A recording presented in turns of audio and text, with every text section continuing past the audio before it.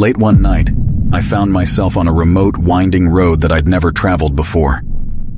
My GPS had taken me off the beaten path to save time, but the darkness outside was suffocating. The trees loomed overhead, their branches casting sinister silhouettes on the road. As I drove deeper into the forest, I couldn't shake the feeling that I was being watched.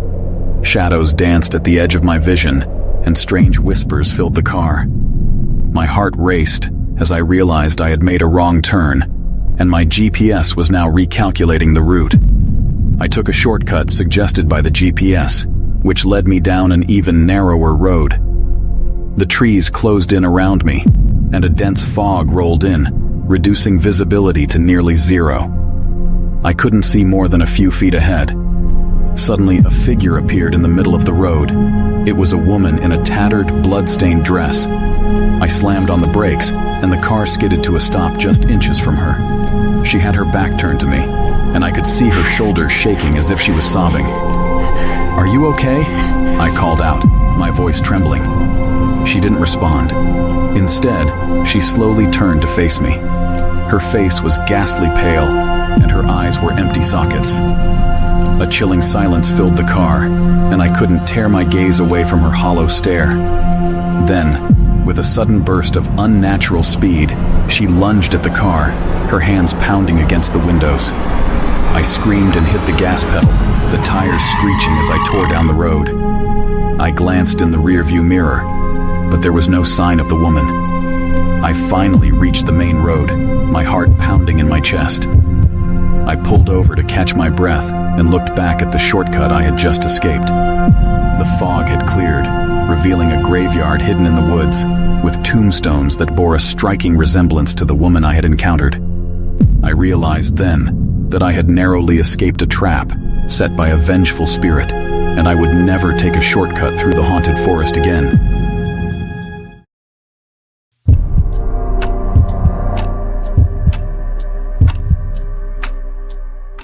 One night, I was driving home from work. It was around midnight, and my town was very quiet. There were lots of trees and not many people or houses around. I was driving on a road not too far from my house. On one side, there was a big field with corn, and on the other side, there was a bunch of trees. It was a warm summer night, about 75 degrees, so I had my convertible top down. I was driving at a decent speed, maybe about 50 miles per hour, when I heard a really loud, scary scream. It sounded like a woman screaming, but I couldn't tell where it was coming from. I quickly hit the brakes and stopped my car. I listened carefully, and I heard the woman scream again. But this time, it seemed to be coming from the side with the trees. I got out of my car, and I grabbed a metal stick I had in the back seat. I started walking toward the woods and called out to ask who was there. The woman screamed again, saying, "Please help me." I started running into the woods, pushing aside branches and bushes as I went. I told the woman to keep screaming so I could find her. She would scream for help every 10 seconds or so, and I would run in the direction of her screams. But after a little while, something strange started happening. No matter how fast I ran or how far into the woods I went, the woman's screams didn't seem to get any closer. It was like she was always the same distance away, even though I was trying my best to get to her. I started feeling really worried and scared. I yelled out to her, asking her to tell me where she was. About 5 seconds later, she screamed for help again. I stopped running and got a strange feeling. I started to think that maybe something wasn't right. It felt like I might be walking into a trap. So I turned around and ran back in the direction I came from. I kept running until I could see the flashing lights of my car on the side of the road through the trees. I still heard the woman's screams, but they were always the same distance away, no matter how close I got to my car. I got into my car and drove away as fast as I could. I was really scared and didn't want to stay there any longer. I called 911 to tell the police what had happened, just in case they needed to check it out. Afterwards, I told my friends and family about the strange encounter. But a week later, I saw something on the news that made me feel sick. They found the dead body of a woman in the woods, not too far from where I had heard the screams. The weird part was that there didn't seem to be any signs of someone hurting her.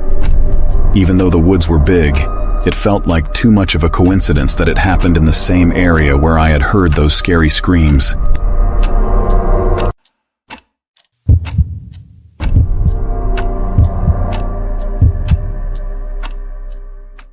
The lonely highway stretched endlessly before me, wrapped in an impenetrable shroud of moonless night. My grip on the steering wheel tightened as I ventured deeper into the darkness. The radio's static offered little comfort, and an unsettling unease settled within me, growing with every mile I traveled. The road ahead remained empty and desolate, but then I saw them, the glaring headlights of an old, battered pickup truck in my rearview mirror. It rode my tail with its high beams blinding me.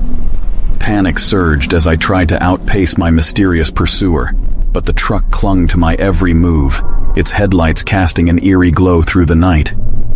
Desperation led me to take a series of sharp turns onto a narrow, unfamiliar road. The truck followed relentlessly, its engine growling ominously. My phone yielded no signal, leaving me without any means of calling for help. As I navigated the winding road, my eyes caught sight of a dilapidated, long-forgotten house nestled deep within the woods. With the truck closing in, I made a snap decision and swerved into the overgrown driveway of the abandoned house. The truck screeched to a halt behind me. I killed the engine, and the deafening silence hung heavy in the air. In the pitch-black darkness, seconds felt like hours as I strained to hear any movement outside. Footsteps, slow and deliberate, drew closer. Paralyzed with fear, I couldn't see beyond my windshield as the footsteps stopped just outside my car door. A chilling silence enveloped me. Then, a raspy, malevolent voice whispered through the glass, sending shivers down my spine. "You shouldn't have come here."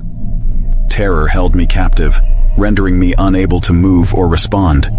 The voice grew louder, more sinister, as it repeated the ominous warning. And then, the unthinkable happened.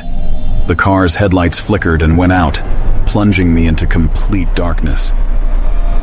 In a frantic attempt to regain my bearings, I fumbled for my phone and turned on its flashlight, revealing the interior of the car. When I aimed the light outside, however, there was no one there. The footsteps had vanished, and the truck had disappeared. Alone in the abandoned darkness, surrounded by the ghostly remnants of a forgotten house, I realized that I had narrowly escaped whatever malevolent force had pursued me.